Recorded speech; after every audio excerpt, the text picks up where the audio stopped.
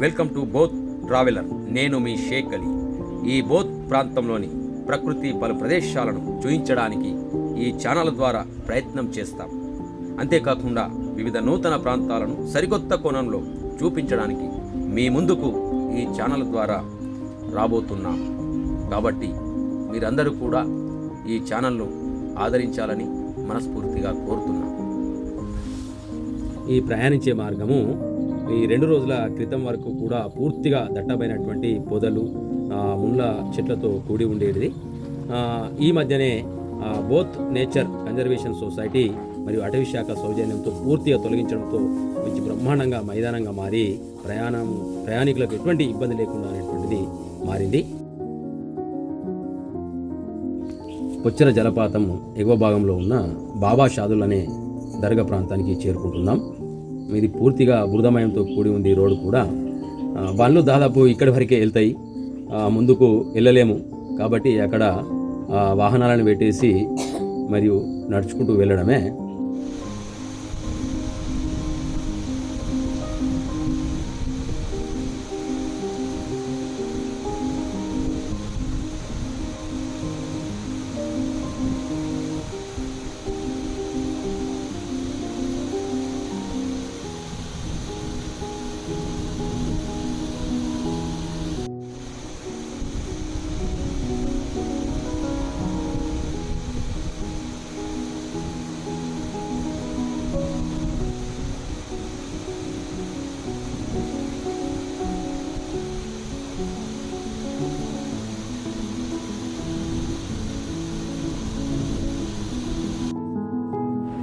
ఆకాశగంగా భూమిపై దిగిందా అనే విధంగా మనకు అక్కడి దృశ్యం కనిపిస్తుంది.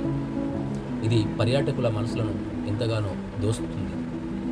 నిజంగా ఆ నిండు కుండల నీరు ఆ నీలమైన మేఘాలతో కూడిన ఆకాశాన్ని తాకుతుందా అనే విధంగా కనబడడం నిజంగా చూపలను కట్టిపడిస్తుంది.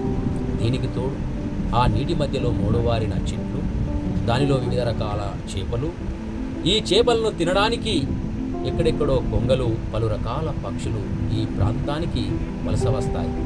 రావడం వల్ల వీటికి తోడుగా ఆ చుట్టుపక్కల ఉన్నటువంటి వన్యప్రాణులు సైతం నీటిని తాగడానికి ఈ ప్రాంతానికి మరీ ముఖ్యంగా వచ్చి ఒక రకమైన జీవ వైవిధ్యం అనేటువంటిది మనకు స్పష్టంగా కనిపిస్తుంది.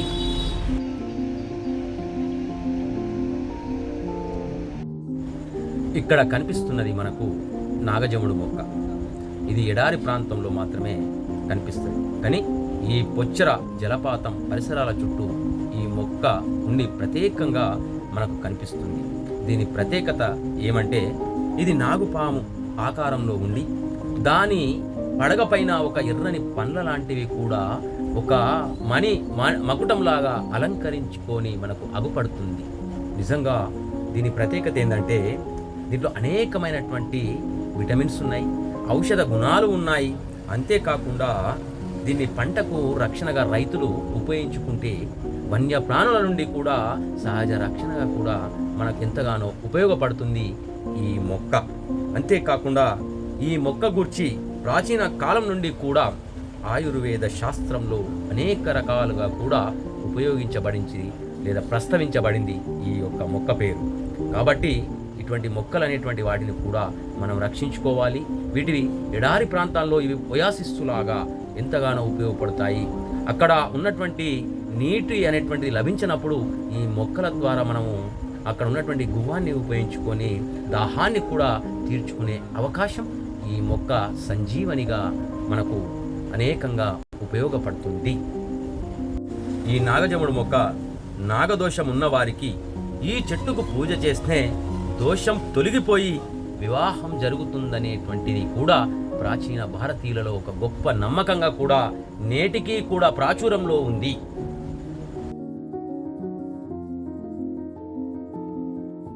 మోదుగా చెట్టు, దీని యొక్క శాస్త్రీయ నామము బూటియా మోనోస్పెర్మా. అయితే ఈ మోదుగ చెట్టు భారతదేశ వ్యాప్తంగా వ్యాపించి ఉంటుంది. అంతేకాకుండా ఈ మోదుగ చెట్టు గొప్పతనము ప్రాచీన భారతీయ సనాతన సాంప్రదాయంలో దేవతలకు పూజలు చేసే సమయంలో నైవేద్యాలను, అన్నప్రసాదాలను ఈ ఆకులలో పెట్టి సమర్పిస్తారు మన భారతదేశ ప్రాచీన కాలం నుండి నేటి వరకు. అంతేకాకుండా ఎర్రని పువ్వులను కూడా ఆ సూర్యుడు ఏ విధంగా అయితే బగబగ మండుతాడో అలాంటి అగ్నికుల లాంటి ఎర్రని పువ్వులను కూడా తన కొప్పులో ముడుచుకొని ఆ ప్రకృతికి ఒక అందాన్ని తెచ్చే చెట్టు ఏదంటే మోదుగ చెట్టే.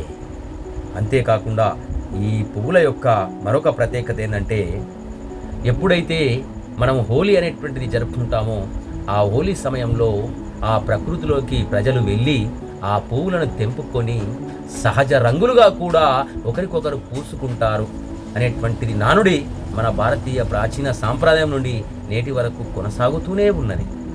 అంతేకాకుండా ఈ మోదుగ చెట్టు అనేటువంటిది 60-70 దశకంలో భారతీయ గ్రామాలలో ఈ ఆకులను తెంపుకొని అనేకమైనటువంటి పలు శుభకార్యాలలో విస్తారణలు కుట్టుకొని ఆ దానిపైన అమ్ముకొని జీవన ఉపాధిని సైతము ఈ మోదుగ చెట్టు కల్పించిన సందర్భం.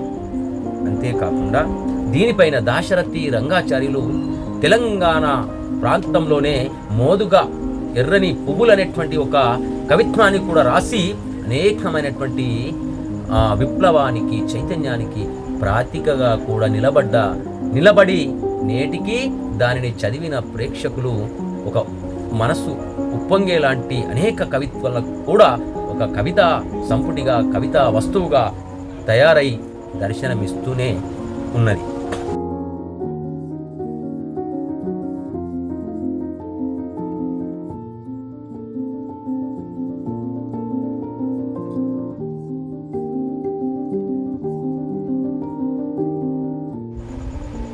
ఇక్కడ చూస్తున్నవి బాసల్ట్ శిలలు.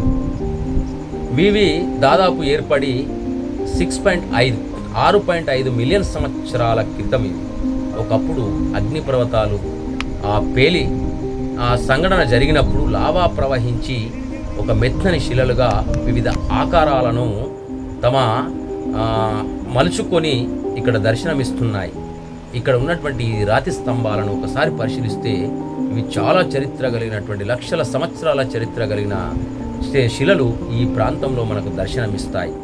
అంతేకాకుండా ఈ శిలల ప్రత్యేకత ఏంటంటే, ఈ బాసల్టు ఈ నల్లని రాతి పరుపు లాంటి శిలలు అనేటువంటివి ఈ ప్రాంతంలో కనిపించడమే కాకుండా వీటి వల్ల మనకు ఇక్కడ నల్లరేగడి నేలలు కూడా ఏర్పడి దర్శనమిస్తాయి. ఆ నల్లరేగడి నేలలలోనే మనకు ఆసియా ఖండంలోనే అత్యంత నాణ్యమైన పత్తిని పండించే నేలకు పెట్టింది పేరు మన ఆదిలాబాద్ జిల్లా ప్రాంత నేలలు. అవే నల్లరేగడి నేలలు, నల్లడి శిలలు, బాసల్ట్ శిలలు. వాటినే దక్కన్ ట్రాప్స్ అనేవి కూడా మనము పిలుచుకోవడం అనేటువంటిది జరుగుతూ ఉంది. ఇది కొచ్చెర జలపాతంకు వెళ్ళే బోర్డు ఇక్కడ కనిపిస్తున్నది. ఇది జాతీయ రహదారికి 6 కిలోమీటర్ల దూరం ఉండి నిర్మల్ జిల్లాకు 47 కిలోమీటర్లు, ఆదిలాబాద్ జిల్లా హెడ్ క్వార్టర్కు 58 కిలోమీటర్ల దూరంలో ఉంది. ఈ పొచ్చెర గ్రామ సమీపంలో ఒకటి ఈ పొచ్చెర జలపాతము సహ్యాద్రి పర్వతాల సోయగం. దీని అందాన్ని వర్ణించడము దాదాపు ఆస్వాదించడమే తప్ప వర్ణించడము సాధ్యం కాదేమో అనేలా మనకు అనిపిస్తుంది.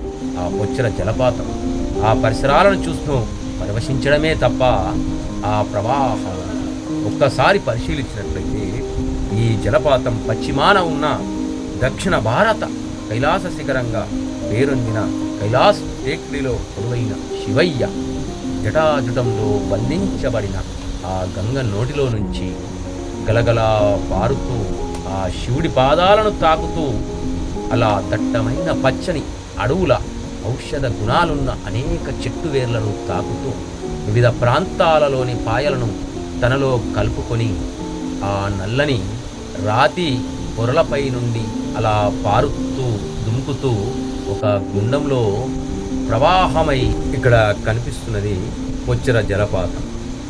ఇది జాతీయ రహదారికి 6 కిలోమీటర్ల దూరంలో, నిర్మల్ జిల్లా కేంద్రానికి 47 కిలోమీటర్ల దూరం, అదేవిధంగా ఆదిలాబాద్ జిల్లా కేంద్రం నుండి ఇది 58 కిలోమీటర్ల దూరంలో ఉంటుంది. ఇది ముఖ్యంగా సహ్యాద్రి పర్వతాలు, అదేవిధంగా సాత్మాల కొండలు, పశ్చిమ కనుమలలోని రూపాంతరాలలో ఒక సోయగంగా వెలుగొందుతున్నది.